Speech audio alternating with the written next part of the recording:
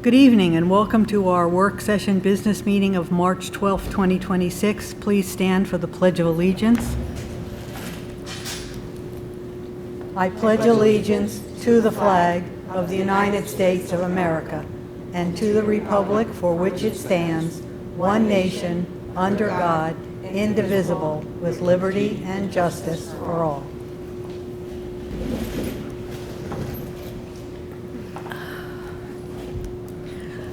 Okay, I'm going to open it up first for public comment on any of the agenda items.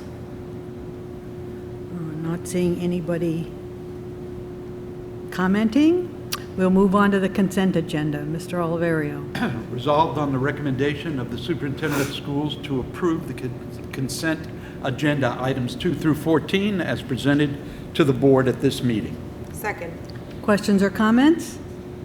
The consent agenda includes approval of minutes of the previous meeting, CSE, CPSE placements, an amended substitute listing, approving, amending additional or unpaid hours for various staff members, approving additional spring coaches, and amending the appointment of a couple of previously approved coaches to either coming from volunteer to an actual coach or the other way around, coach to volunteer.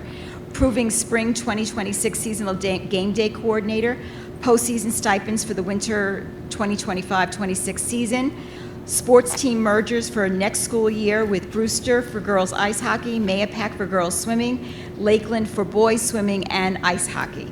We're accepting a donation from the Booster Club, a very generous donation of a batting cage which has a value of approximately $6,000. The board is amending an unpaid leave of absence dates, approving contracts with Garrison for a tuition agreement for this current school year, and a health and welfare with White Plains for this school year.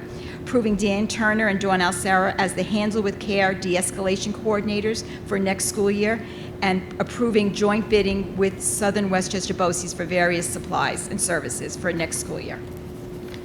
Thank you. Any other questions or comments? All in favor? Aye. Opposed? Abstentions? The resolutions pass. Our students are not here. They may be coming, so they're not here to give their report, but the superintendent in incognito is here to give his report. Good evening. I'm delighted to give this evening's superintendent report in Dr. Luff's absence. We are so proud to announce our traditional cheer team competed as Section 1 title winners at the New York State competition, which was held on March 6th, and they secured a place in the top 5, so we couldn't be more proud of our wonderful cheerleaders and their wonderful coaches. We are thrilled to announce that the PVEF had a very successful Young Artist Night on February 28th. I got to see some beautiful videos from the evening, and I understand there was a lot of wonderful excitement about the art that was presented. So thank you so much to our PVEF for all that you do for our community. Our students had their science research practice night last week, and about 7 of our students are preparing now to head to WESF. That's the Regeneron Westchester Science and Engineering Fair, which is on Saturday, March 14th. We wish them lots of luck. We had Seal of Biliteracy presentations. A big thank you to Paul Pearson and Julia Nelson, the teachers who oversee that wonderful program. For our students who are excelling in the languages, they receive a Seal of Biliteracy upon graduation, which is terrific. Our high school Aspire event happened as well. Congratulations to Julian Vasquez. His photo on canvas of Mirror Lake at Acadia National Park in Maine can be seen in the front hallway of Putnam Valley High School. We're so thrilled for Julian. Thank you. And we are so excited to announce that our valedictorian and a salutatorian, Massimo Cardateggi and Caitlin Caruso, are a salutatorian. They were both celebrated last week and announced, so we're so thrilled for them. Congratulations to them for their excellent hard work. Some information to share. Dr. Luft attended the NISCUS Winter Institute. That is our New York State superintendents. They gather every couple of months to learn together and address new changes in education, especially affecting New York State. We are continuing with our PBFT negotiations with a meeting following up next week. We are delighted that we have been receiving multiple requests from different high schools around our region to visit our school here at Putnam Valley and see our scheduling, our community lunch, and other highlights of our high school, our IB program. So we welcomed North Salem recently, and just last week we welcomed Eldred School District. So those school districts came and visited because they wanted to see the wonderful work happening here and possibly replicate it in their own schools and their districts. Our Culture and Discipline Committee met on Tuesday, wonderful meeting, and we had Dr. Holly join us. He was a listener as part of the meeting. He joined several groups virtually as we discussed culture and discipline in Putnam Valley. And an announcement for all that our 7 snow dates have been used. So at this time, we have worked with the union to establish that we will pivot for remote learning upon the next emergency day. So any future emergency days, we have a plan for remote learning. Principals will be sharing that information specifically with their building families next week. So that information is forthcoming about what that could look like for your child if your child is in one of our buildings. Some upcoming events we have. On March 13th, we have our elementary school musical, Schoolhouse Rock. Several of us got to see the dress rehearsal this afternoon, and it is quite a show. You're in for a treat if you do make it out to the elementary musical tomorrow evening. Next week on Friday, we have our superintendent conference day. Our teachers will be gathering for different learning opportunities, from co-teaching to E&L practices to hands-on with care, and it'll be just a wonderful day of learning for all of our staff. And we also have our middle school musical coming up, Once Upon a Mattress, March 20th, 21st, and 22nd, so that is next week as well. Our upcoming Board of Education meeting dates are March 26th. We have a business meeting then, continuing to talk about the budget, and April 7th, a work session business meeting. Thank you. Lots going on, and I'm sure we've missed. You have all the things that I had, so I don't know if students had any more, but there's been a lot happening, that's for sure. Barbara, I have one question. Just about the snow days, Ms. Levine. Some of them were during state of emergencies, and so did we factor that into the number? We Yes, did. that is Okay. counting that one waiver day. That one had a waiver, one day had a waiver. Okay, I thought it was 2. There No, were, I'm pretty The sure it was Monday. one. They waived the Monday, but not the Tuesday. and the first big storm, there was also a state of emergency. I don't know So about that. if I you can guys check could with just look Dr. into Luff, but I that. believe that incorporates all of the days. Okay, Yes. perfect. Thank you. Yeah, that may not have been. The first big one, Hmm? was that a Sunday? It was And the then we had- first 18-inch, Yeah. and then the one that It happened was a recently. Sunday Sunday, to- I think that one, and that's why the Right. Monday was a clear, Yeah, it was clear. Okay. yeah, it was done by Sunday night, right? The plow guy came Monday. I have a question for Crystal about the upcoming dates for the Board of Ed meetings. I know that I'm not going to be here on the 26th because of the all-county music. I will be here. Yes. So we are all set. Okay. Great. Tag, you're it. Okay, our first presentation tonight is the budget presentation. I'm going to let Mrs. Levine introduce our speaker. Thank you. We'd like to welcome up Dr. Grace Chan to give the budget presentation for Putnam Valley Central School District 26-27 school year budget.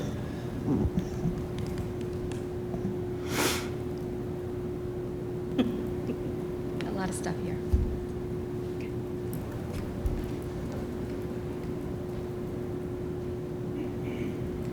Good evening, Board of Ed, parents, staff, community members. Tonight, we're going to present the superintendent's proposed budget. But first, I would like to thank my staff, Matthew, my treasurer, Karen, Debbie, and my newest hire, Cynthia. I also want to thank for the collaboration of the administrators and the staff while we prepare this.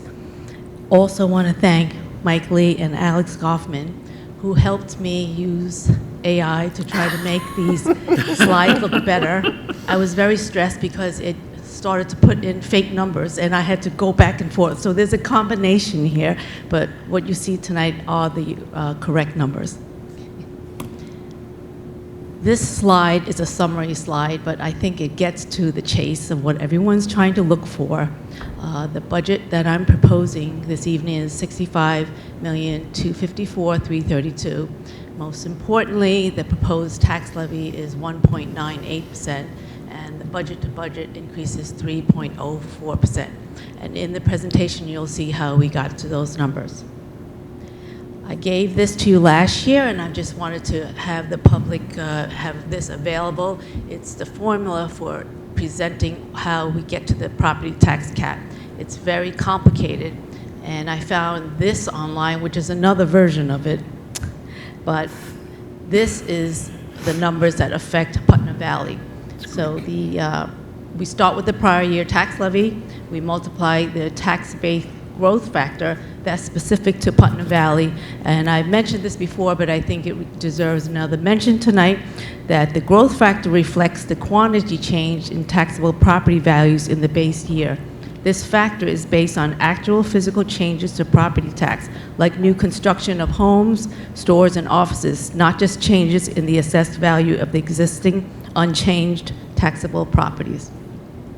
Next, we have the prior year capital exclusions, and there are a number of items that go into this, and it nets out to $2,195,647, which we subtract from the number above.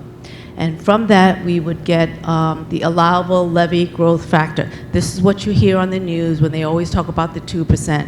And this year it is 2%, but it usually would be the choice of the lesser of CPI or 2%. And then we apply that, and then we have a tax levy limit before the exclusions of the current year. To that, we add the current year capital exclusions. Once again, there are a number of items that go down on this list, and that total comes out to $43,412,658. That comes out to a 1.98% tax cap. The gross levy change in dollars means that we get to add $844,363 to the budget. So this is usually my first starting point, because this is the money that we're going to get from the taxpayers to support the budget. I like to add this in because a lot of people are curious about the historical tax cap inflation factors. And as you see, back in 23-24, the CPI was 8%, but we were limited to 2%. This year, it's 2.64%, but we're still limited to the 2%. I'm sorry, is that limited by the state, or That's who limits it? So the limit is on that the line that says allowable levy growth factor. Yeah. That's the 2%. It would have been CPI or 2%. That's what you read on the news all the time when people say it's 2%. Yeah. Okay. Yeah. So But then what's the 8%? the 8% That was the inflation. CPI in 8% that. inflation. That was the Yeah. CPI in that year. Got it. Okay. But this year it's 2.64%. And this is another way of looking at that, except in a graph form. The orange dotted line across is the 2%, whereas the blue line is the CPI that's going all over the place on the graph. So this basically is just showing you how much the same numbers that we had in the beginning, that after the tax levy, this is the amount of money that's coming into the budget to support the programs. We like to look at what the tax cap is in our neighboring districts, and as you can see, we're pretty low because we're at 1.98% as compared to some of the other school districts. Some of the key drivers that the superintendent and the cabinet has been looking at when we prepare the budget are listed here, and of course we have the contractual salary obligations. We're in negotiations this year for the teachers union. We have employee health insurance and state mandated benefits that do increase, which are like the ERS and the TRS. We have transportation and operational overhead costs. We have essential instructional programs that have needs and updates. And we continue the investment in the comprehensive student services. What are we estimating the health insurance benefit increases to be? What percentage year over year? Well, I didn't actually calculate how much it is in the budget this year. We just put it, you'll see the increase in the budget. Okay, I'll get that number for you. Okay, thank you. I'm just curious. This is the state aid when we compare it between the neighboring school districts, and it also has last year's numbers and this year's number and the state aid change. You look at Putnam Valley, we had a change of $773,981, which is not absorbent, but I'm always glad when they don't reduce it. Better than it's been. And this is another way of looking at the state aid in a bar form. This just gives you the tally of the district enrollments, which I usually get from Mike Lee. And this is a computation of the cost per student versus the enrollment by the district. And you have to recall last year when I talked about the cost per student, it depends on what goes into this. I retrieved the numbers from the transparency report, and that does exclude transportation, charter school tuition, other tuition, debt service, and a little bit of other miscellaneous in order to capture this figure. Here comes the revenue sources for 26-27. We already talked about the school taxes, the $43,412,000. We just talked about the state aid, which is about $17,808,000. We have a combination of miscellaneous other local revenue, which I will get into in a minute. Then we have some transfer in from the debt service and capital projects that have been completed. That money has to be returned to the operating budget of the A fund. And then we have some fund balance and reserves. This is how we will use the revenues, because we have to make sure that our revenues equal our expenses. This pie chart is only looking at the 18 million other local revenue service. And that, just wanted to show you again, there's the piece of this shown as a pie instead of in a chart. So the 18,882,790 other local revenues are shown in the next chart. This is a combination of three big things, and one of the biggest things is the garrison tuition that we get. This year it has been increased to $517,790. This is a three-part budget, which we're required by law to submit to the state, but I thought you might be interested in knowing that 76% of our money goes into programs. Here are the proposed budget expenses divided up between the categories of how the state likes us to report it to them. Again, instruction is 52%, transportation is 7%, the undistributed is 29%, general support is 10%, and interfund transfer is 2%. For the public, can you describe what undistributed is in expenses, please, Dr. Chen? Yes, just off the top of my head, because a board member did ask me, was curious about that recently. There's debt service in there. There's a lot of benefits that goes in. The insurances and things like that. Insurance, correct, yes. So 71% of our budget is due to salaries and benefits, which is not a surprise to anyone. And the remaining 29% is funded by the rest of the budget operations, special education programs, debt service, technology, and transportation. So I feel like this could be overwhelming for people to look at all these numbers. The first column is what we had adopted from last year's budget. The second column is what I'm proposing in the current year's proposed budget. The third column is the change between the 2 years, and the fourth column is the percentage of that item to the whole budget of the current year. These will be on the website, so people don't have to memorize any of the numbers here. There's a line in the budget called transfer to capital, and that line item tells you what we're spending our money on this year to do capital projects in the community. One of the first things that we have is the installation of an outdoor fitness equipment, of which we did gain $60,000 grant to run this, to build this. And other items, this is just more pictures of that. And once more.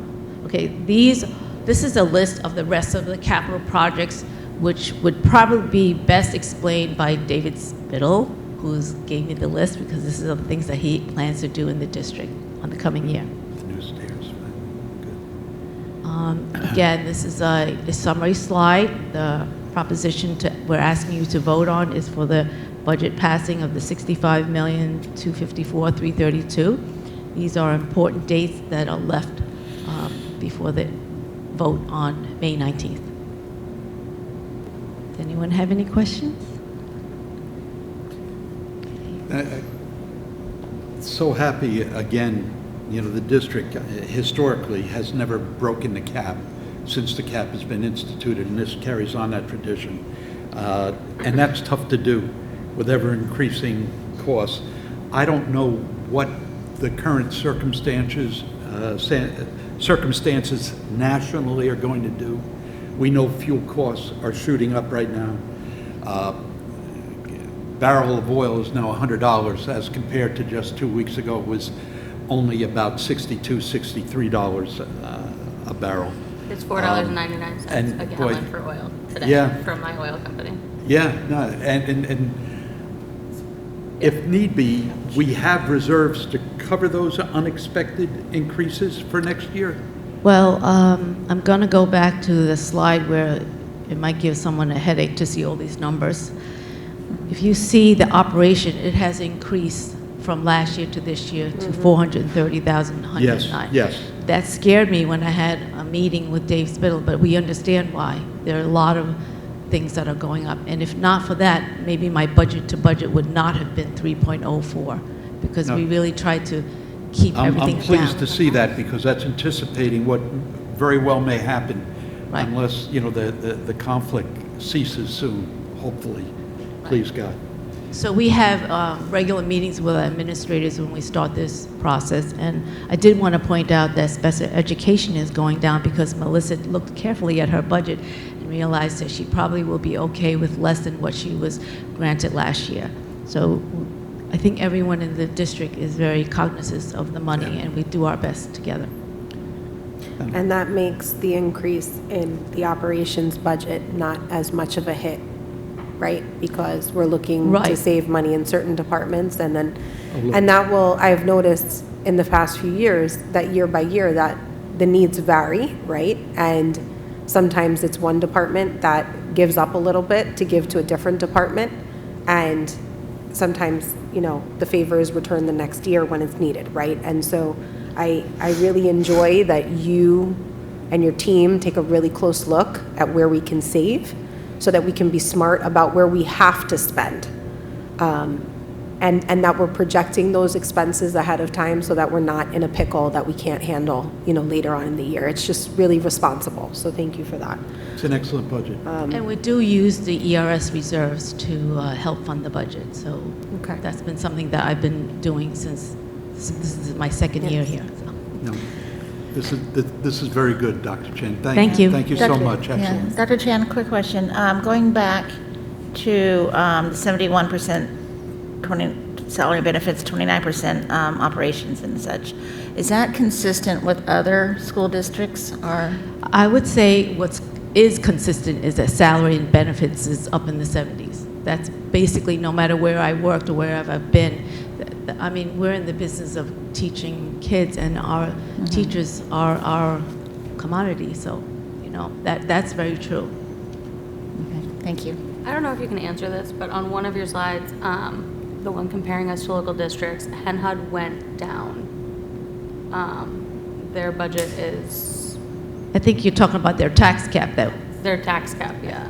right? So what happens is that complicated formula that I was telling you about, everyone has to follow that, and wherever the numbers fall is where you get to pick your tax cap. The only change you could do is if, like what we did last year, what we were allowed to change our tax cap to was like 4.5%, but we didn't. In their case, they went into the negatives, and it might have something to do with, for instance, when your debt service falls off, and then you no longer have that number to put in to the tax cap formula. So without knowing the details of that, but that's That's an probably important what thing that happened. has to be collaboration with the superintendent to foresee this. Like, we wouldn't come to this point and say, oh my God, it's negative this year. Like, that could not be a surprise that we want to see. So we have to know what's happening. We project for the next 5 years. Thanks. Okay, thank you very much, Dr. Chen. Thank you. Thank you. Okay, so we're going to move on to new business. There's only 4 new business items, so Okay. Resolved on recommendation of the superintendent of schools to appoint Jenna Gargano to a 4-year probationary term as an elementary teacher commencing on September 1st, 2025, and terminating on August 31st, 2029, in the elementary 10-year area at the middle school on Step 1 BA of the PVFT salary schedule. Ms. Gargano holds childhood ed 1 through 6 and students with disabilities 1 through 6 initial certifications. Second. questions or comments? All in favor? Aye. Opposed? Abstentions? The resolution passes. Number 2, please.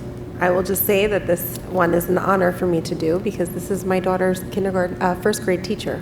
So, resolved on the recommendation of the superintendent of schools to appoint Alyssa Arnett to a 4-year probationary term as an elementary teacher commencing on September 1st, 2025, and terminating on August 31st, 2029 in the elementary tenure area at the elementary school on Step 1 BA of the PVFT salary schedule. Ms. Arnett holds childhood ed 1 through 6 and students with disabilities 1 through 6 initial certifications. Second. Questions or comments? I have a question for Jackie. Can you explain these 2 positions and how they're going from, I guess, what were they prior to? They were the leave replacement positions, Leave yes. replacement And too. due to shifts in our personnel, from retirements to section changes, these 2 positions can now be probationary positions. Okay, so just to clarify, we're not adding positions, we're it's Correct. part of the... We are replacing, yes. Okay, thank you. All in favor? Aye. Opposed? Abstentions? The resolution passes. Number 3, please. Resolved on the recommendation of the superintendent of schools to accept the resignation of Brandon Casone from his position of cleaner, effective March 1st, 2026, as per document number 151/26, and appoint Mr. Casone to the position of custodial worker, effective March 2nd, 2026, with a probationary period of 52 weeks, March 2nd, 2026 through March 1st, 2027, at the Operations Department at the elementary school on Step 2 of the CSEA salary schedule. Second. Questions or comments? All in favor? Aye. Opposed? Abstentions? The resolution passes.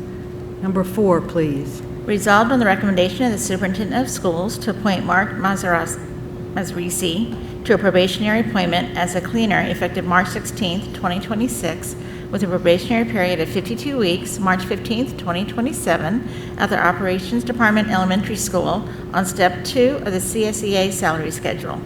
Second. Questions or comments? All in favor? Aye. Opposed? Abstentions? The resolution passes. I asked to change the kind of order of the schedule. So we're going to first do board member comments, and then I will open it up for public comment. The reason I asked for that was we had talked at our last meeting about discussing the proposed senior exemption, and I wanted to make sure we had a full discussion of that this evening, and make a decision of how we're going to move forward. And I want to have our discussion before I open it up to the public in case they want to comment also. Dr. Chen, before we begin the discussion, I thought it might be helpful if you kind of set us a short course in budgeting. Okay. Thank you for the opportunity to present this.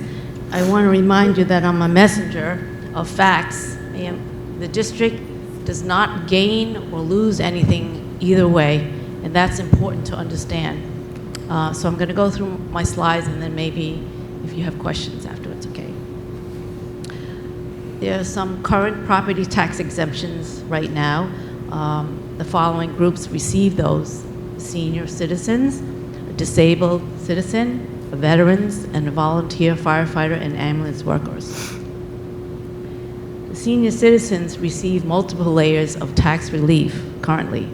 Most municipalities already provide senior citizens with the aged all exemption, which is 50% off the assessed property value. Then they have an enhanced STAR, and then there are other possible relief programs.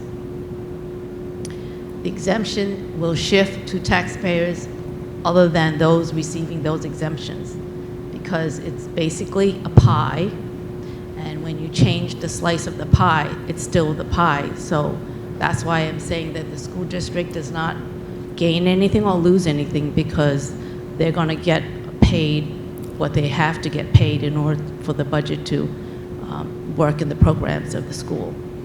So we were tasked to ask what we think this new exemption might have as an impact. And so we had to go back and forth with the software program company, and they actually were able to write a program for us to pull out the aged all exemptions for the current year that just passed. And that amounted to about $239,175. That cost has to be spread to the remaining taxpayers that we normally invoiced. And that results, if you just divide $239,175 by 4326 invoices, it's about $55.29 increase per tax bill. But that's just a quick math. It's not going to work out like that, because people's assessed values are all different. Depends on assessments. Yeah. Yes. And very quick, so the 239,000, how many does that represent? 168. 168, thank you. I just want to remind people that there is an impact to the other taxpayers and the many residents who are not seniors, and they will also be on a fixed income, such as young retirees who haven't reached that age to get the senior exemption. You have disabled residents who don't qualify for that, unemployed people or underemployed people. You have single income households. You have working families that are also facing rising costs. And most important is to understand that when someone says, I am a senior, it's because of an age that they reach. But if you're a senior, you don't automatically qualify this just because you reach that age. There is an income level threshold that you have to make less than that. Therefore, if you're a senior and you make more than that, you will not get that exemption, but you will also partake in the redistribution of taxes from the other seniors. So I think that's an important point to make.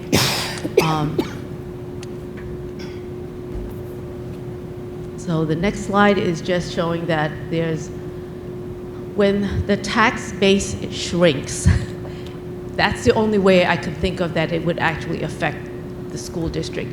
Because now, instead of having, say, 4,500 people, we only have, let's say, 4,000 people that are paying the taxes of the school district. So that's the only way, I think, and this is just like in theory, okay? Here's the annual income and the percent of the assessed value exemption from taxation. I retrieved this from the town, and the district had passed the same thresholds as the town last time they had this exemption. So the first three, 65%, 60%, and 55% are new. Okay, and this would be the threshold of the annual income. And I know I was asked to define annual income, but I'm really not prepared to do that. Sorry. Because I called the town assessor's office because I thought it would be something easy, but it is not easy. But I did get some understanding, so I'm willing to talk about it, but not put it in writing. I can also, I did a little bit of my own research, so when you're done, I can Right. add whatever I found. But there is a link we can share with anyone who wants to look into it more. But I think they're trying to follow the STAR reimbursement and how that works. And this year, they start with the federal AGI, and there's two adjustments that are required to be made. One is to add back interest and dividends that are non-taxable. And the other one is very complicated. You can't have losses more than $3,000 per schedule, and there's 5 schedules, like for instance, a Schedule E, a Schedule C, a Schedule F, and like, if I start to talk about these people, of course they're gonna ask me what that is. I actually know what that is because I was a tax accountant, but I'm not in that role here, and I'm not prepared to tell people what's wrong or right on their taxes. Right, But right. just Right. to, No, to that's make you fair. understand that there are 2 required adjustments. Then there are Understood. 3 adjustments that can be made, but is not going to be made by the town because they did not adopt it. So basically, because they didn't adopt it, from the federal AGI, you would subtract your IRA distributions, you would add back your Social Security that is not taxed because there's a whole formula of how much Social Security gets taxed, and then there's another one that has to do with medical drugs that has to get added back or subtracted, one or the other. When you do all that, that's how you come up with income. That's going to be the role of the town. That's not our role. Right, So right. if you want to ask anyone, maybe you want to ask them. No, it's fine. It's fine. No. I didn't know if there was, yeah. But I mean, it's a fair question to ask, like, what is the annual income? Because there was so much talk. Is it the New York State return? Is it the federal return? And, you know, I think that people have heard that the president is thinking about not taxing Social Security altogether. That And if was that my happens, concern. I would imagine they might want to change this formula. But it's not going to happen next year. No. That's not happening yet. We decided to pull 3 actual bills because we have the bills. And we tried to show you in a simple way what's happening currently on that bill and what could be happening if the senior exemption was increased to 65%. So if you have a $512,000 home, it's going to be full assessed value at $10,698. That would be the taxes that you pay. But this particular person has a few exemptions. The first one was a veteran's exemption. The next one is the enhanced STAR, which is the same for everyone, and that is actually funded by the state. Okay. Then they also had a 50% senior exemption, so they ended up paying $2,479, which represents only 23% of the full tax paid. On the other end, on the other side of this graph, you see that if you went to 65%, the numbers work out so that taxpayer would only pay $911, only 9% of the full taxes. Difference for us. Okay. For a house, that's $512,000. Yes. Okay. So we pulled another bill that was a little less, you know, and these are the numbers. So this person currently pays 14% of the full tax, and with the 65% exemption, they would pay nothing. This last one is a So this, million- I'm sorry, this $360,000 one. So they're currently paying the 1,016 in. They're currently paying, right, 1,016. Right. Thank you. The last one is a $1,300,000 home. Is and- this, I'm sorry, is this somebody who's applying for who would qualify for the 65%? Okay, so the only way I would know is if they run through the income, and that's from tax returns, which we have no access to. But they But this applied last year? person got it last year. Last year. So we're just making an assumption that whoever got it at Last the year would qualify 50% for this could year. be the impact of who would get it in 65%. We're guessing here. No, yeah, I just wanted to confirm because it's $1.3 million. Yes. Just wanted to confirm. So this person is paying $10,838 in taxes, only 40% of the full tax. The full tax would have been $27,162. If you go to the 65%, then they would be only paying 25% of the full taxes. And that's it. I don't have any more slides. Does anyone have any questions? Oh, that's good. We It's a probably very do. fair, Yeah. perspective of the situation. Of course, if you reduce taxes for one group, you're going to inevitably raise taxes for the other. And what it comes down to is what we, or I, or any of us inherently feel is the proper thing to do. For me, I look at this and I say at $47,000 a year, an individual over 65 years old could be infirm, disabled, perhaps ageism is against them as well. You know, people don't like to hire someone older nowadays. So they don't even have the option to work. Well, And those say- deductions are huge. I mean, it's a savings of that, even though it's $1,300,000 home, that's not unusual. I bought my house when it was $180,000. It's assessed now by 3 different organizations at $750,000. I didn't pay that, but I worked hard to get that house when I first bought it at 180. And that's where that 1,300,000 could very well come from. You bought a lakefront house in Lake Oscoana or Roaring Brook or even Lake Peekskill, 30 years ago, you would have paid pittance for it, but it certainly could escalate to that high. Again, it comes down to, for me, where my heart is at. And I feel that those seniors who are most vulnerable deserve that additional thing. That's my own opinion. I don't speak for the board, I just speak for myself. And if we're able to do a public hearing and a vote, I would vote yes. And, that's my own feelings.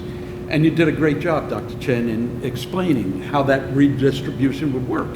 And you just have to decide, do we wish to burden the rest of the community for those individuals that I feel are most vulnerable, or don't we?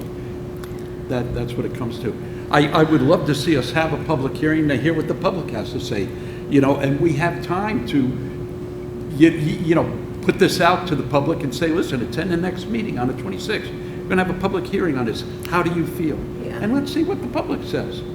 I'd be willing to do that. Because ultimately, that's who we represent. And just like the town had their public hearing and the county had their public hearing, even if it's not possible to do this year, and I don't know whether it is or isn't, but even if it's not possible, at least we would have made that effort. We have the statistics, the public can hear it. You could do the presentation again at the next meeting for the public who may not be following us tonight. And, we then can decide. I think that's the fairest way to go.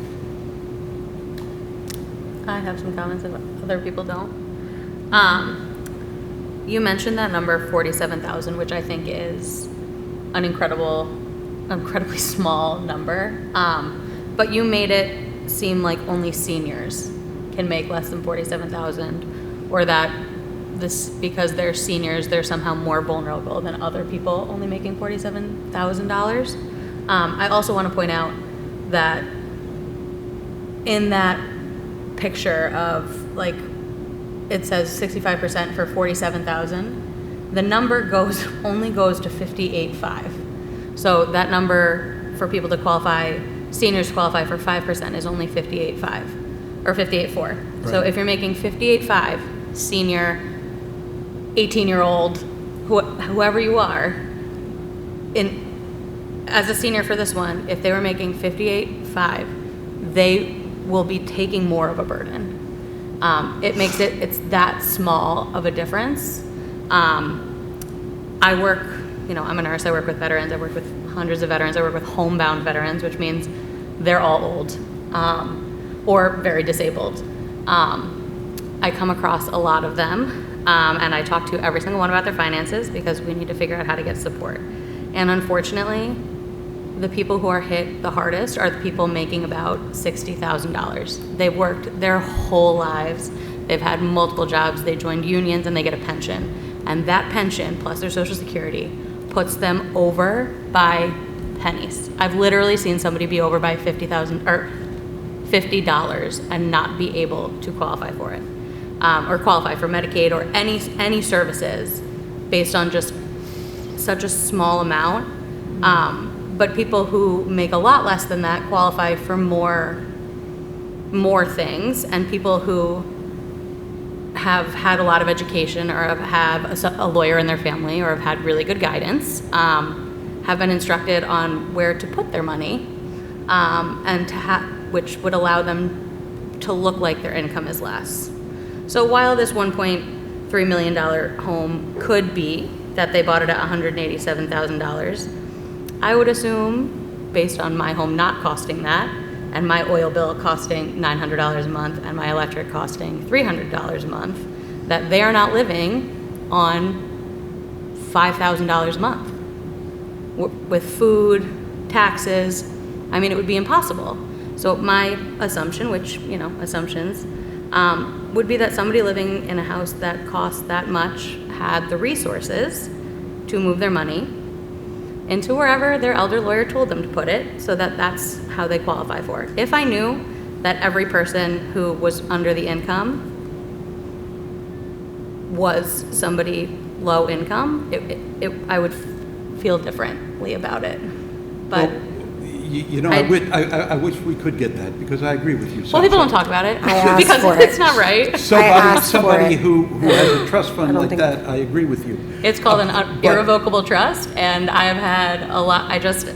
But I know a lot of people that difference in that from 50% to the 65% enables them to pay for their heating oil or their electric. But what about the person the making same $59,000 who's a senior, who is on a fixed income, and now you're giving them an extra $60 per person because they're up $1,000?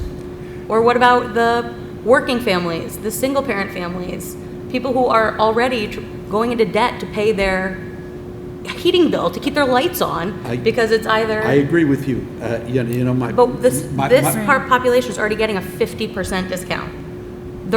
Other people who are not seniors are not getting any discount, and we're just going to keep adding to their burden. I mean, I'm not ready.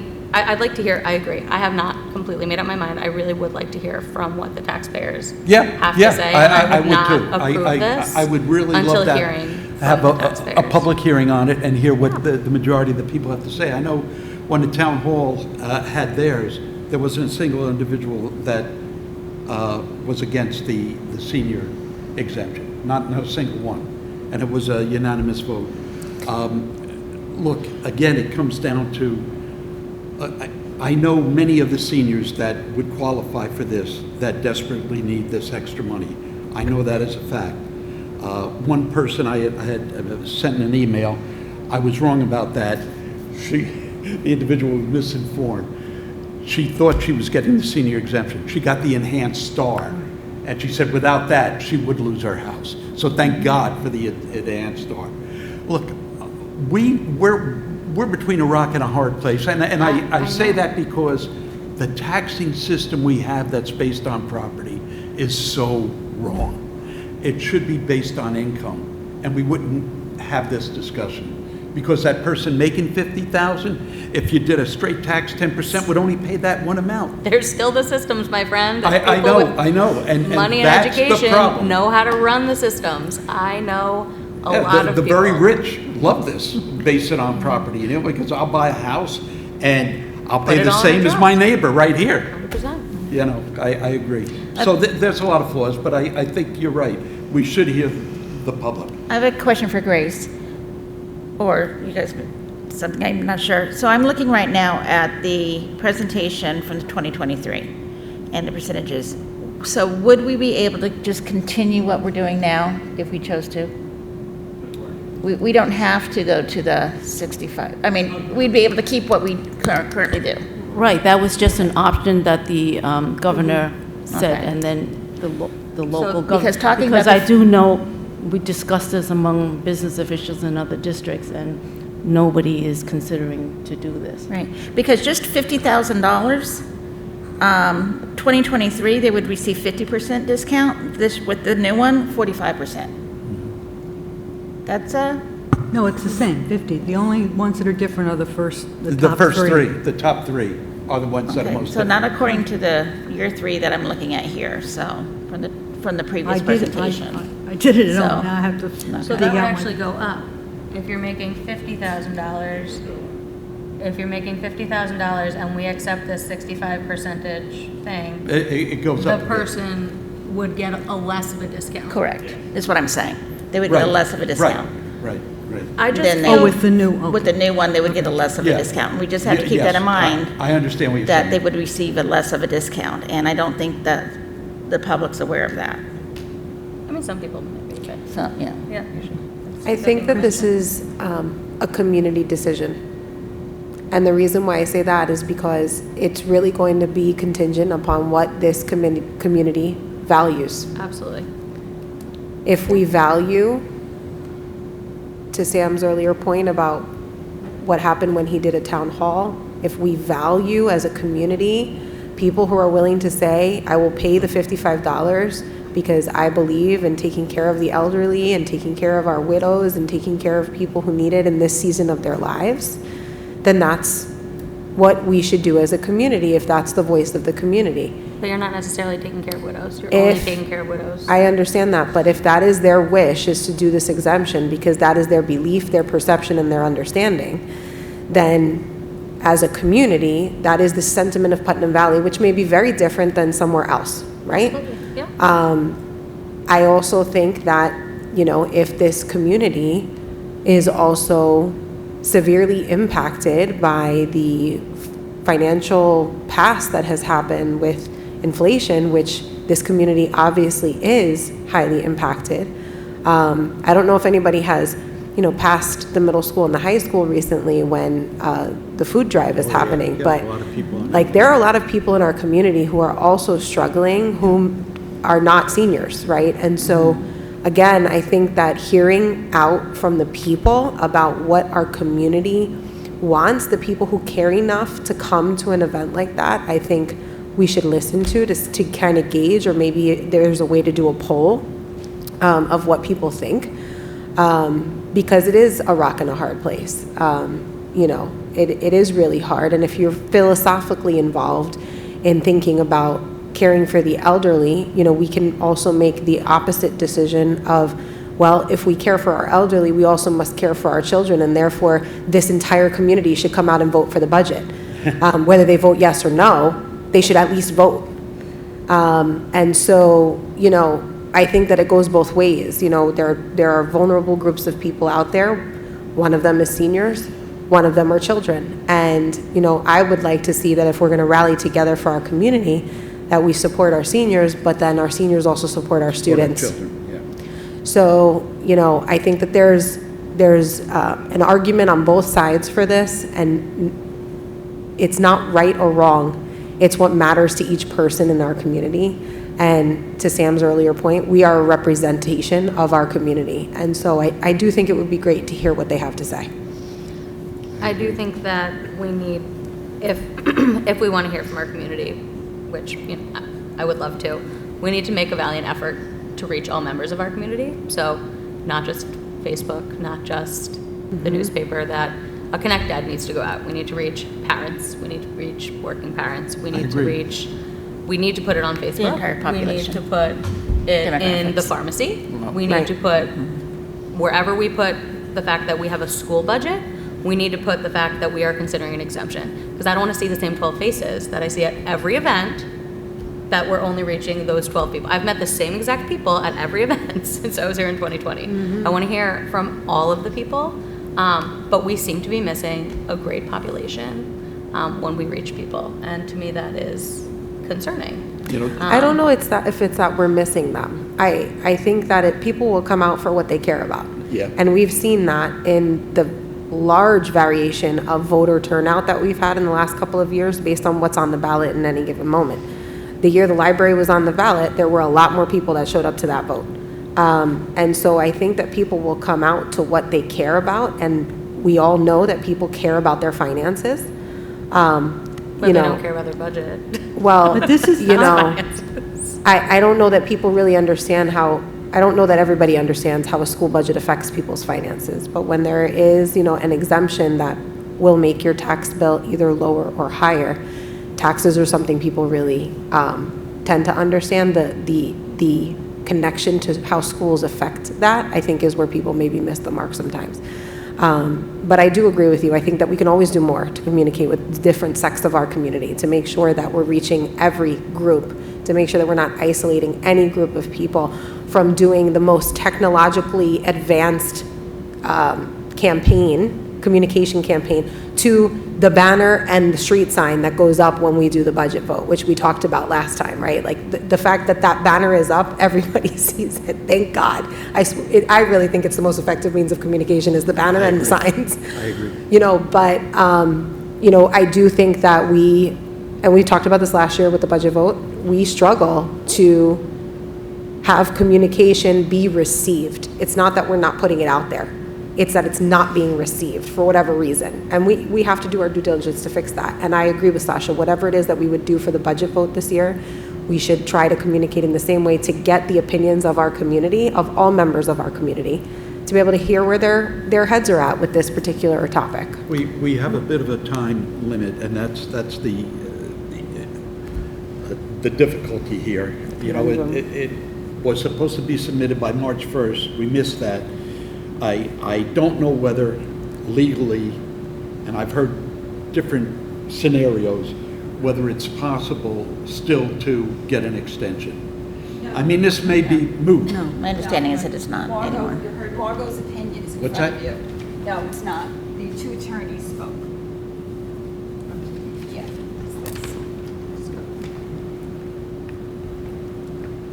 Did I miss that? We actually did hear from our attorneys. They said that since the taxable status date, March 1st, has already passed, there is no way that the town can change the taxable status date at this point in time. They suggested that the school district put an effective date in the resolution, which we can try to do, but her experience has been that assessors will not use an effective date that is not accurate. So she's had to revise tax exemption resolutions on occasion to that reason. So it's moot.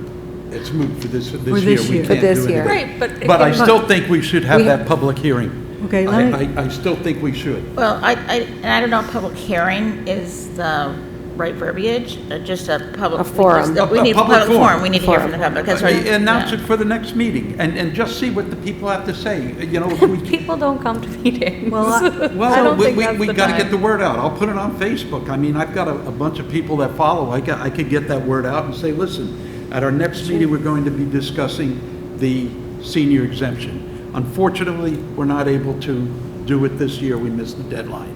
Do you have a lot of Shame on us. working no, parents shame on the your state. friends list? I'm sorry, they did not give us enough time to do No, this well. that's shame on us, Barbara. It is shame on us. What about Spanish-speaking families? Are What- they on, I'm sorry. are people, Spanish-speaking families on your friend list? Or working parents on your friend list? Or I do Putnam Valley Voice, Uncensored, Community, News, Moms, and there's one other group, plus my own. And I've got 5,000 followers, so it hits over 10 to 20,000 at any given time. So I'll put it out. And, you know, and it'll just be, you know, public forum on the senior exemption. You know, I think we also need like something from like the board or the school, you know, an official. You know, We because can speak with Dr. Lutz ultimately- about some things that we can. Yeah. this will be in effect for next year, the Or if next you're tax speaking day. upon for Yeah. the board, that it's an agreed upon. Yeah, we need to be clear that right now, what is in place is not going away. Well, right, Today. that's not going away. It's not going Right, away. thank God. Nothing's Thank God. nothing's expiring, it's not Thank going God. away. Right. In addition, what else was I going to say to this? I lost my train of thought, so someone else. All right, We can just, we'll when print these when and- this first came up, I thought, oh, okay. But I thought back over the 20 years that I've been coming to school board meetings or on the school board. And this is an ongoing question. We get, maybe not every year, but probably every other year or every 3 years, there's another request to give another exemption to another group of people. And I think all of us have said, if we can help our neighbors, help them. Yeah, sure. Of course, absolutely. But then the level's raised, and help them some more, and then help this other group, and help this other group. And we got 2 new requests this week for exemptions for other groups. Yeah, Yes. I know that. There's no exemption, I don't see anybody putting forth an exemption for people that are struggling, for people that are working, that can't afford fuel, or what, you know, and I'm not against, and I think we should have a public forum, but I think it's really hard to walk up to that microphone and say, I'm against the seniors getting an exemption. Nobody wants to do that. Nobody on the board has wanted to do that. Nobody really feels like that. We'd like to give exemptions to everybody. Can I give everybody a flat exemption? And then we're all paying the same. There you go. That would be based on income. You're right. But I can't do that. So I agree, I'd like to hear from the community, but I also will say that I think it's really hard, and it makes you seem really selfish, this is my own personal, it makes me feel selfish to say, well, I just think that this is too much. To me, 50% off the tax value of my home before taxes are figured would be a huge benefit. Yeah. I'm not entitled, and I feel lucky that I'm not in the situation where I need it. I'm not saying I don't need it, but I'm not desperate. This is to me, some of these numbers in terms, if that's their actual earned income, is desperate. Tony couldn't survive in this. So, I just want to be clear that this is not an us-them, this is not a community that if we don't pass this, that we're anti-seniors, or that we're anti-veterans, or anti-firefighters, or anti-anything. But I think it has slowly grown over time, the amount of exemptions that the rest of the taxpayers in Putnam Valley have to pick up, and I'm supposed to represent all the taxpayers in Putnam Valley. Barbara, you speak the truth. Let me tell you where this originated from. Who's running for governor this November? Our governor. And that's where this came out. In December of 2025, late at night, it was pushed through the legislature. And it falls to the towns, the county, and us then to carry out what we need to do, with no concern for those other people, Sasha, that you've been talking about, and everybody's been talking about. I agree with you. But the reality is, Hochul looked at this situation and said, taxes are ever going up, and these people at the 50%, maybe we can help them a little bit more with the 15. So it falls on us, and again, it throws us between that rock and a hard place. Well, if it was really helped, then the state would be paying for it. I agree, but the state doesn't. So, they throw it to the municipality. Well, they have let's to get the money not from- phrase it like that, because they're not helping. They are redistributing the 100%. funds. Yeah. And so we need to make sure that our language is And it's up to the towns whether or not they want it unified redistributed. for that reason. We For could that even reason, beg. yeah. Right. And so, I just think that we need to be unified. I also think that, to your earlier points, that maybe a forum is not the best way. What I will say is that I was actually surprised at how many people did speak up about their own situation on social media, and about how they would necessarily, either be in favor of this or not for various reasons. I do think that it would be wise if there was a way that we could do some sort of poll, yay or nay. You don't have to tell us who you are. You don't have to tell us why. Just yay or nay, how would you feel about this? To get a sense, and listen, we're a very 50-50 kind of place. So it might be 50-50 across the board. But doing a poll, depending on where you put the poll, you're going to get Well, people but who you know what live I'm in saying, South like, Carolina, if from we Florida, were from able to Mexico, put the poll you're in not the gonna get hands Putnam Valley. of the right places, right? Which, if you know the answer to that, I would love to know what it is, because I don't. I've been trying for 3 years to figure out why we don't get the voter turnout that we need to get. And I People still are busy haven't figured it working out. to keep their house. I get it. But there's other ways to vote when you're busy working. And I'm never going to excuse not voting. I'm just not. It's a right that at one point in this world I would not have had as a woman. And so I appreciate the the right to vote very much. And I will do whatever I have to do to make sure that I vote. So I just think that there's got to be some kind of way. I think the point here is that this is a community decision, because we're either going to make a choice to take care of, a group of people in this manner, because other people are okay with doing that, right? It's a community decision. And I do agree with you, Barbara, there's a lot of exemptions that have come up, and all of them have meaning. All of them have meaning. Yeah. But at some point, we all have to realize that the money has to come from somewhere, and we're a community. And so we just have to figure out the best way forward in that light. Considering that, again, we're not able to do this exemption this year, and I feel very badly about that we weren't even able to have a public hearing on it and a vote. I understand. That's the law. We got to follow it. But I would like us, at least now, and maybe it's dumb to do any public forum when we can't do anything with it anyway. But we can do it for next year, so we're not caught off Well, that's guard. what I'm saying. Yeah. Let's put it on the agenda and make sure we have the data for next year's vote, before the tax rolls go into the assessor. In other words, prior to March 1st of next year, Yeah. let's do that public hearing. Let's have that data up front. So we can do it in January and maybe February and then do our vote.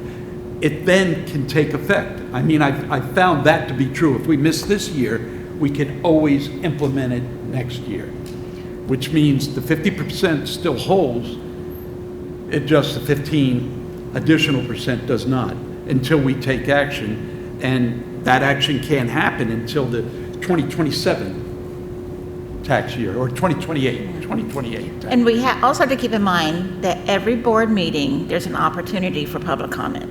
So we don't need one meeting for people to come and speak their Well, mind. it's or required to speak have out. the public hearing on the But, vote. yes, prior to but the every vote. meeting, we Yeah. have that opportunity. That's true. So, There was something else that I looked up that I wanted to mention. I found it when I was looking at the Social Security thing. Starting in 2025, there is a new $6,000 enhanced deduction for seniors. It was put into the One Beautiful Bill Act by Donald Trump back in 2025. So just as something, seniors are getting also an additional $6,000 off of their federal tax returns. Just something to think about when we're considering. But that doesn't lower their income, their No, stated income. It it gives them that doesn't. extra money, No, though. it doesn't, but And they're no, I already agree with you. being thought of by Yeah, it's the a great state. thing. I love that. Yeah, so, which I think is great. Yeah. I'm not saying it to prove any points, just that the seniors are also being thought of on a federal level. It has already been approved at a county level, which our taxpayers this year, because the exemption was approved, will be taking on their county and the town property taxes. They will already be Getting a little bit of enhancement from a the little, feds. yeah, they'll be getting the 65% on that, and the rest of our taxpayers, Again, non-seniors making less than $47,000, making less than 58.5, are going to be already having that and not receiving the $6,000. Again, I gotta say, my one regret is that we were not able to carry this out this year. And I'm not saying it would have passed or not passed by us, but it would have been nice to have been able to vote on this in a timely manner. Yeah. And, you know, I'm bummed for that. I like the idea of a public forum. I liked what we did when we did the wellness center, other kinds of repairs that we've had. We've had community groups. I think that would be great. My personal opinion is I'd like to get the budget passed first before we start. Yeah, Because no, I don't I want agree. people to get confused as to what they're No, voting no, for. I agree. You know what I That's mean? true. So I'd like to. That's why I said next year we could start Or that. May, Yeah. June, July, Yeah. I mean, we can do it whenever. I have an unconventional idea. Oh, I don't know if okay. it works, and I don't know if it would be confusing, but when people come and vote for the budget, can we have an option outside of the school? I think that might get hairy. Okay, And just- again, Maureen, I don't know if that's possible to do anything like that. I don't think that's, yeah. That'd Okay, be yeah, no, controversial. that's just an Be like the kids, let the kids. I think it'd be confusing for a lot of people. I don't know how I feel about it, but you're gonna get a bunch of people there that day, so Oh, yeah. that's why I thought I'd Yeah, I mention think it. Bring it to But the again, Putnam I Valley don't think Little we're League gonna get opening as many day. as we. I always say use the concerts. Yes, Sasha, back to school nights, Yes, that kind of stuff. Yeah. that's a better idea. But- That's a better idea. And really, maybe that we need to do a better job of explaining how This is the last tax couple years. works, school taxes work, you know, what the exemptions do. Some of the exemptions have caps, some of them don't have cap. I mean, there are just so many variables that I think it makes it hard for people, like Sam was saying, you know, somebody thought, well, I get the senior exemption. Well, no, you don't. Right. Right. That's something else. Right. Yeah. You know, it's explaining that. Yeah. And yeah. again, talking about how we have to raise this amount of money to run the schools. If you don't give it to, like, I have to fill in somehow and Right. Exactly. put the burden, put yeah, the and- onus on effort. somebody else. I understand that. Yeah. Right. You know, I also want to make sure that's clear that none of us are against seniors, At all. against exemption. No, We're no. all for that. It's I just, agree. we have to worry about, or we have to keep in mind the 4,494 homeowners in this town. And we also have to make sure, and Joe, thank you for bringing this up, or bringing more awareness to the motion, is whoever receives the tax exemption, from whatever we can do as a school to make sure they are eligible for it. So we just need to make sure, because that's fair to all taxpayers also. Absolutely. Doing our due diligence. Right. I would also just like to say on that notion of the communication of the budget, the information that we give, whether it's on our budget or on exemptions or whatever, I would like to see as a part of our future budget presentations, the communication presentation of what the communication around the budget is going to look like. We struggle with this as a district. It has been a board goal for us, which we haven't really talked about much, and we probably should get back to really ensure that we are communicating as best we possibly can. And truthfully, I don't think any of us know what the answer to that is, because we haven't done a very good job of getting voters to the polls. Now, I'm not saying that that is necessarily our job, but what I am saying is that we may need to seek professional help to do a demographic study of how we reach people to give them the information, the way they need to receive it, how they need to receive it, when they need to receive it, where they need to receive it, so that they are fully informed to make these types of decisions. And so that the information campaign is so strong that it is alone, in and of itself, able to combat the misinformation campaign.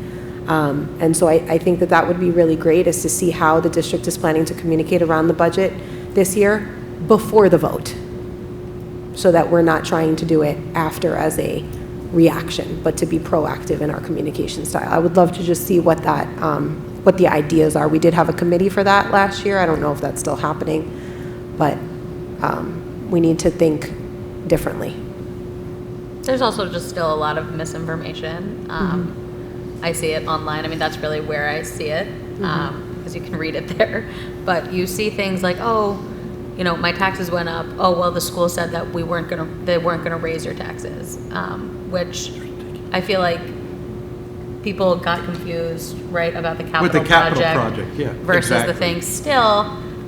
So I do think, to Crystal's point, like, people don't really understand how what the cost of school is impacts their taxes, or like what that school tax is versus like the capital project. So I think, you know, it's hard to try and convince people as to like, no, well, the district didn't say that, because it's just a miscommunication. So I think that anything that we do communicate should be very clear.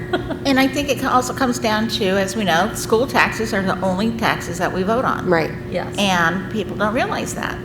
So there definitely is an education opportunity there, although I don't want to say that we haven't done a good job all in the past. It's just we need a change with a change in demographics, a Right. change of how we could get word out. Right. We just need to make sure we're on top of that each year. Right, and So- that's a really good point, Jeanette, because I think that 30 years ago, or however many years ago, the high school was up for the vote. The method of communication in that day was very different. It was very grassroots. It was very, I'll see you at the baseball field. It was, and there's a truth to that still in this beautiful town that we live in. It's one of the reasons why I love it so much. But we also live in a different age where those conversations were not combating social media. They were not combating misinformation. They were not combating the technological era that we're in right now. And our method of communication has got to be able to reach the people who are still waiting for the information at the baseball field and the people who are waiting for a QR code. That's the challenge, is that we still have these pockets of people that are in all different kinds of worlds when it comes to technology or no technology. Like, I venture And their to say, preferred way. there's a lot of people in Putnam Valley that still have a phone on the wall somewhere, right? I don't have a house phone anymore, but I used to. I have neighbors that have them still, right? So we have different groups of people in Putnam Valley that we need to think about, how do we best communicate with this group? And how do we make sure that we reach this group, to your earlier point, in any type of communication that we're doing, about an event, about a budget, about a poll, about whatever it is. And I think that there's work to do in that area, and I don't want to keep coming back to the same problem over and over again without really trying to address it. What I will say is that I am always so proud of how our district welcomes questions, welcomes feedback, gets answers to people when they're asked. We're always incredibly open, and I think that sometimes because information doesn't reach in the right way or at the right time, we get critiques that we're really not. And I don't think that's the case. So, we got to kind of control the narrative to be truth, right? And that was the first thing I said when I got on the board originally was, hashtag truth. It matters what the truth is and that we get the truth to the right people at the right time. Banners.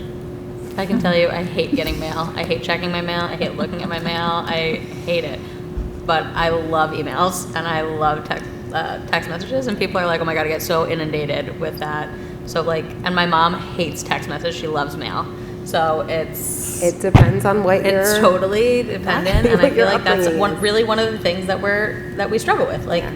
Some people still get the newspaper. Some people get it delivered. Some people listen to the radio. Some people watch streaming services. Some people watch the news. Some people, listen to podcasts. There's just so many ways to gather information that, that's the difficulty. Mm-hmm. That day glow mailing that we did. I love the yellow. That totally was, agree. That caught so many people. And they couldn't deny Even I that they that received it. mail. I mean, you got this thing that's almost radioactive in your mailbox. You're not going to toss it away because it's, wow. Yeah. I did like that was a great idea. Hot pink, my favorite color. The forums. And, I agree. And, we just have to do that. Right. I but love, anyway. You're right. That was amazing, but it came as a reaction. Yeah, but That's we what did I'm trying it, to thank say. God. Is But we now just we gotta can be be proactive. Now we No, can I be agree. proactive. We need to be proactive. I Correct. think it's a good call that Yeah. when we're talking about the budgets and presentations, we should talk about how we are And it's really planning not to that communicate. far I away. think that's great. Yeah. No, it's not that far It's away. not that far away. April, May, boom, there it is. So speaking of public comment, Barbara, are we ready for it? Huh? Are we ready for public We're ready, comment? I'm ready for public comment. Public I'm comment. going to open it just in case there's anybody here that would like to add to our discussion. Absolutely. Yay. There is life in the audience. Hello, my name's Joe Ferraro, and there's so much to unpack, and my brain is spinning. So, this is mostly about the exemption piece. I was the one who brought it to first in December. I broke the story in mid-December about Hochul giving us the opportunity as a district to do it. So it essentially eliminates the state from That's right. for making the hard decision, right? It could lift this thing to 100%. I mean, they could totally do that, right? And then it would be up to everybody else to deal with the consequences. I get that piece of it. And I was initially thinking no-brainer should probably do it. I've done my research. I'm really concerned that either through intent or unintentionally, there's a significant amount of fraud or mistakes in the applications. I don't know what that $1.3 million assessed value of home is, but I know through some of my research, I've seen $1.2, $1.4 million assessed homes where there are 3 people on the deed and they've qualified for the exemption at 65%. And I know the two of the 3 people are not seniors. So it should violate their exemption. Others, I've seen I know school-age children are in a house. That also violates the exemption. Now, I had a conversation yesterday with the assessor at the town board meeting. And essentially, they go through their process to authenticate whatever the numbers are, but they are not charged with investigating. They do not have that capability. So I asked them, how would you know if there was a school-age child for people who were applying for that? They wouldn't. Right. So I then suggested to them, and then I suggested to the district, there should be some collaboration between the assessor and the school district. That way, you get a list of those who have applied, since you already know who applied, and then you have to have some sort of, and I don't know the legalities and authorities for this, but the idea of, there could be dozens out of the 600 and the 600, however many are, that are with students in there. And a lot of times it's a grandchild, but it still violates the law. And then the idea of it being income-based. What is the income? What counts as income? And yes, the most shrewd of the shrewd have the great tax lawyers and elder care. That money is hidden. It's somewhere else, and that's fine. I understand you're working the system, and that's how the system is built. And I understand the idea of going to an income base, but Zuckerberg doesn't pay anything in taxes because everything's written down. So all those things play into this. And my concern is for that $1.3 million home, that reduction comes way down. What is pulled off of that person's taxes is essentially the equivalent of 2 small homes in Lake Peekskill or in in Florida, et cetera. So it actually is taking those out of the pie, the equivalent of that. And it is a redistribution, and I understand it. And to be clear, if you are owed that exemption, I totally think you should get it. I'm concerned about the way some of the calculations are, or the fraud, intentional or unintentional, is happening. So there's so much in there. I think it's kind of a good thing that you didn't get it done in time, and you can really delve into this over the next year to figure it out. Again, no other school district has done this, so I don't think you have that exposure, other than you have folks in the community who really are invested in it, and I get it if they want it and they think that amount is a real amount for them that really impacts them. But it does not take into consideration if you do that change and you're in that band, that funky band near the top of the income, you could actually see an increase even with the enhanced exemptions. But the idea of a small bungalow that is in Lake Peekskill, and they're struggling to get by, and they're at that income level, but they're going to see their taxes go up because of the exemption, and there's no good answer. I mean, there really isn't, because the pot is the pot. But I think it's really the idea of a public forum and a public hearing. We know who comes to public hearings. Nobody. Unless a coach is getting fired or there is a security risk that is talked about, nobody comes to those types of meetings. There was a public hearing yesterday at Town Hall for the veterans exemption. There were 3 people in the audience, and I was one of them. So, and I only went because I needed to talk to the assessor, because I wanted to be prepared for this meeting. So, it's the same thing that I've been telling Jeremy for a decade now. By trade, I'm a fundraising communicator. So, omni-channel, direct mail, email, text, phone, all those things, it has to be all of it. And the problem with that is you have community members saying, why are you spending money on sending me a piece of mail? Right. So you can't win in that situation either, because I just know for our small part of the library, us sending out a mailing or 2 is a significant part of our budget. It's a much smaller part for you, but for us to send something to the entire community, it's a lot of money for us. But I'm convinced that mail and phone banking, I know that becomes controversial in some ways, but phone banking to get out a vote, and that's a really tough thing to be able to get going. I remember when we were doing budgets and I was in leadership class at Lakeland High School, they sent us to the district office and we're calling people to get them out to vote. I don't think that's actually allowed to do anymore. But it doesn't mean that there's not a way to use telephone. But mail, I think, especially if you want to reach seniors and they're a strong voting bloc, mail is the way to go. Additionally, insert in the Sunday paper, so everybody gets something in that Sunday paper, for the people who still get it, If they're reading the paper, they're going to see that.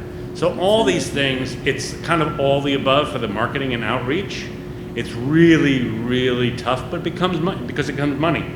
And when you're trying to put the money in the education, marketing is always the thing that suffers. And it happens, you know, in my world of fundraising. The marketing budget always suffers because we're trying to focus on the mission. The mission, and everything you spend on marketing gets kind of diverted from mission. However, the marketing enhances mission because you get more people involved, you allow it to happen, you raise more money, you get more engagement. I know there are 15 other things in there, but I think, not to say that you missed a bullet, but I think it's not a terrible thing that you missed the opportunity. For a few families, it might be a little bit more of a hardship, but it's the same. It could be the same thing for people who are not seniors, who would experience that hardship if you implemented it right away. And maybe over the course of the next year, as other districts are able to get up to speed, there can be a collaborative effort as far as just understanding what others are doing. So I know I've exceeded 3 minutes, but that's my. Thank you. You know, Joe, you're not my age. I'm older than you, but there was a time you had a book. You could open it up, look up a person's name. You had their phone number, their address, and everything. Oh yeah, those used to exist. Now, Phone book. What's that called? No. yeah, and that doesn't A booster exist, seat. and that's what makes phone communication so difficult. They don't have a phone book for cell phones. You know, either the person gives you their cell phone number, or you'll never guess it. Right. Well, Because there's no place to look it up. So in the industry, and because I'm in the industry, here's a tip. You email delivery and open rates are in the toilet. I grew up in the industry in direct mail. Direct mail is the bread and butter. It's a thing where you can tell long stories and you can really elicit a story and elicit a response. Telemarketing was also part of that piece of it, and where a person called a person. But and then email kind of supplanted that. Everything's going digital. And now you can't get anybody to open emails because everybody's signed up for 1 trillion emails. And That's you're right. just click, click, click, click, you're deleting them all. Yeah. So you had to send 10 emails to get any connection whatsoever. Texts are the new emails from 20 years ago, where you get like an 80% open rate on texts. Now you had to have that information. You can get that information. You can use a voter registration listing and find out what phone numbers are and all that type of thing. But yeah, it's not as easy as it used to be in some ways, but in some ways it's even easier to get that information. It's just a matter of, there are some things that probably the school district may or may not be able to do to get that. You don't have a strong alumni association, which would be a great thing, because you have now 20 plus years of alumni, so if they're around, it would make a difference. But so it's really not, I shouldn't say it's not that difficult, but it is time consuming and energy consuming and money consuming, but it depends on the priorities. And I've been a proponent of Jeremy. It's like you need to get a printed newsletter to tell the story, what's happening, and 3 or 4 times a year minimum. Yeah. And it's going back and forth, ebbed and flowed. I haven't seen one in a long time. It seems like it's going back to just being the budget, and I think that's a mistake. But the yellow postcard stands out, multiple postcards, all those things. But as far as public forums, I mean, the only reason why the bond got so energized because it went down. And then everybody came together to get that. So only when there's controversy do you get something of that kind of energy. And as far as polling, kind of the public, you're going to get 100 responses, and you're going to know what the answers are. It's going to be 50-50. And it's like you're going through all the energy to get Based that. on our last supervisor election. So, just It's my going to be thought. 50-50. Thank you, Joe. Thank you. Thank you, Joe. Thank you. What about the door hangers? Huh? You remember the people used to Oh, hang no. stuff on your door? Take those ribbons. They still do in Continental Village. You know what? They come I'm around. gonna just, yeah, that's true. Good point. The Second Amendment is very strong here. Yeah. I'm wondering actually, like, I'm just thinking about like the working family, right? That is coming home at 7 o'clock, woke up at 5 o'clock on budget vote day, and is exhausted, right? There might be the inkling that they come if they were reminded to vote yesterday or today.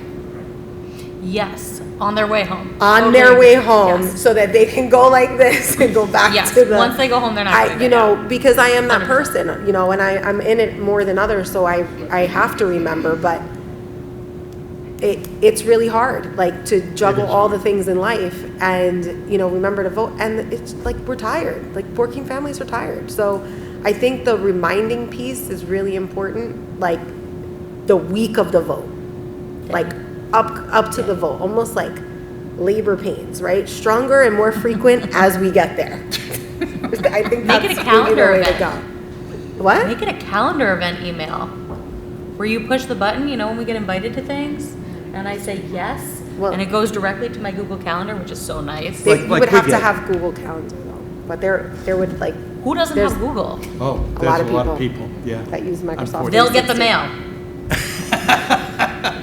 Figure it out. The banners, the We're working banners on it. work, man. They'll see, No, they'll the see banners do the, work. Well, you know what else used to work? You can ask Maureen. We used to sit with our lists of pages, who hasn't come to vote yet? Oh, their name's not, we're calling that person and say, did you remember to vote? Yep. But you have to have the volunteers to do To it. do it, that's the problem. Right. The PTA used to do it. We Yeah, had groups of PTA did people. do it. Yeah, you know, that So, were willing to volunteer to do What I that. did last year was I created like a elementary school play tomorrow. like a text message that I sent. I literally copied and pasted to every single person in my phone that lives in Putnam Valley. Same text message, like, hey, here, today's the vote, like, don't forget, polls are open, like, here's what you do, blah, blah, blah, this, that, and the other. And I sent it to as many people as I could. Now, like, one of them responded, unless it was a negative response, which was usually like somebody that's like my family, who's like, we've heard about the vote from you already, we know it's today. You know, so I don't know if it was effective for those people, You don't but know, yeah. text messaging, I do believe is actually one of the better ways to go. I know that certainly it works for me as a building At 4 principal. p.m. Text message at 4 p.m. on your way home, go vote. Yeah. I do just want to share for the audience that we sent our last mail newsletter in December. Wonderful. Thank Yeah, you. we got one. I got one. Yes, I got it. Yes. We- Joe, we- did I you get did yours? remember one coming out. Joe, your mail's not working. We have a great budget. He's only operating on text Dr. messages Chen, now. again, thank you for the presentation. We have a terrific budget. Yes. It's a fair budget. It's under 2%. It's under the cap. Mm-hmm. And we're providing, I think, the best education any child could ever get in these United States. This district is superb. And people need to understand that. And you're right, we need to get that word out in a much more uniform manner. And again, just my closing comment, I feel badly we couldn't initiate this senior exemption, but next year, definitely, that's got to be honored again. Well, again, we do have a senior exemption, No, I understand that, but not still- the The newest extended- version. but extended. we do Yeah. have one, Yeah. so we That need is to in keep the that in budget. mind. Higher for some And I people. just want to, make sure everyone knows that we do send out, especially to our school community, the day of the vote information, call. Yes, To it connect. does. Connected to the school district. Yeah, So- I think this past Or year. the students usually state it. The students do it, yeah. I think Jeannie Denike did 2 text messages on the day of the vote last year. It was one that was earlier and one that was like later, which is definitely, I think we're moving in the right direction. Let's start getting the word out now. Yeah. Like, We could do a Like, yellow that's something that, postcard. like, forever And say, we've been I'll doing. knock save on the doors at date. 5 a.m. when I'm going. Save the date. We need a Domino's card. What I want you to that has do- vote today. Put this on your What- refrigerator. Crystal, what I would like you to do is look at the voting list, who voted, and compare it to your text messages and see who voted versus your text Oh, messages. yeah. I can That's do what I that. would I like was you to actually do. thinking about that. can I do got that. it, but I had already been in my pajamas to vote So, and open the polls Yes. at 6 a.m. Good All right. thing. All right. on that note, Barbara, Who is going to the town board meeting next Wednesday? that'd be me. That's Yeah. you, okay. All right, just wanted to be sure that somebody was going. Someone might have to call me, mine is remind May. me. So the science fair is coming up.